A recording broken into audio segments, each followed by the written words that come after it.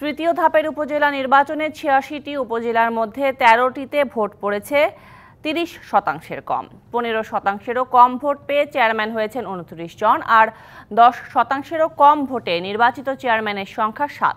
তাদের মধ্যে সর্বনিম্ন ৬.৮০% ভোট পেয়েছেন গাইবান্ধার সুন্দরগঞ্জের জাতীয় পার্টির প্রার্থী। যদিও প্রার্থীরা বলছেন কাজের ক্ষেত্রে ভোটের হার কোনো প্রভাব ফেলবে না। তৃতীয় ধাপে ৮৬টি উপজেলা নির্বাচনে মোট ভোটার ২,৬,৫৩,৯৫৯ জন। এর মধ্যে ভোট দিয়েছেন ৭৪,৫৬,৯০০ ভোটার। নির্বাচন কমিশনের সর্বশেষ তথ্য মতে যা মোট ভোটের ৩৬.১%। নির্বাচিত ৮৬ চেয়ারম্যান প্রার্থীর মধ্যে ২৯ জনই ভোট পেয়েছেন ১৫%-এর নিচে, যেখানে ময়মনসিংহেরই ৩ উপজেলা।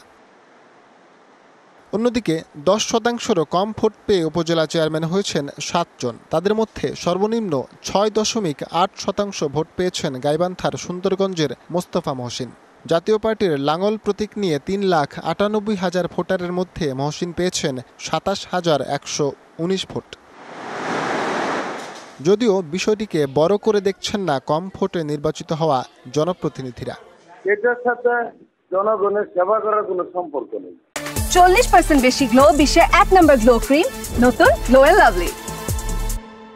এটা কাস্ট যে যাই হয়েছে, আমি আমার সর্বোচ্চ যেটুকু করার ওইটুকু করবো। জনগণ আমাকে ভোট দিয়ে জয় করছে। এটা একটা উপজেলার প্রশাসন সাজানো কোনো বিগ ইস্যু না। জাস্ট শক্তি থাকতে হবে। আপনি কি চান? আপনি ভালো চাইলে ভালো হবে, আপনি খারাপ চাইলে খারাপ হবে। কখনো রোদ, ব্যাপক গরম, কখনো বৃষ্টি হচ্ছে।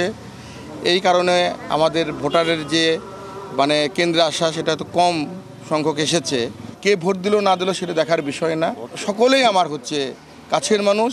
এর আগে প্রথম ও দ্বিতীয় ধাপে ২৯৭ উপজেলার নির্বাচনেও ভোটের হার ওঠেনি ৩৮%-এর উপরে।